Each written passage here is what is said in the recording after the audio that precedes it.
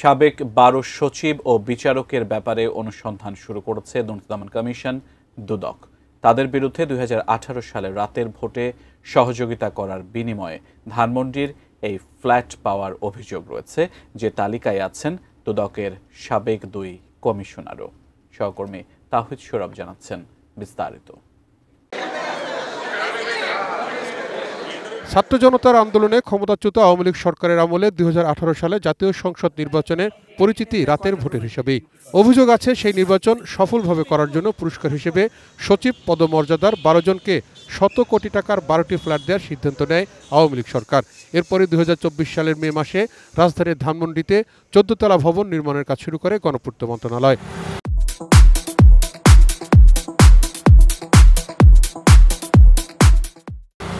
ভবনটি বরাদ্দে অনিয়মের অভিযোগে চলতি বছরের মে মাসে অভিযান চালায় দুদক, যেখানে এর প্রাথমিক প্রমাণও মেলে।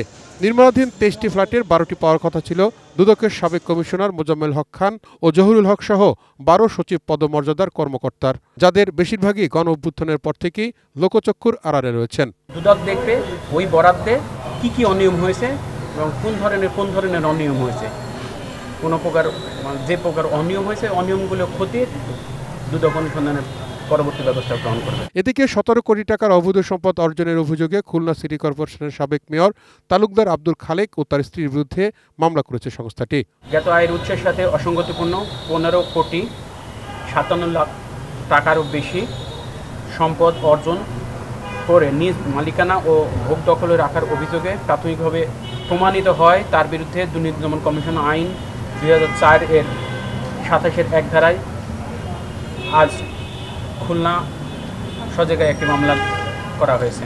এদিন দুদকে আসেন এনসিপির সাবেক নেতা কাজী সালাউদ্দিন তানভীর। তার বিরুদ্ধে অবৈধ সম্পদ অর্জনের অভিযোগ অনুসন্ধান করছে সংস্থাটি। তাহিদ সৌরভ, এটিএন নিউজ, ঢাকা।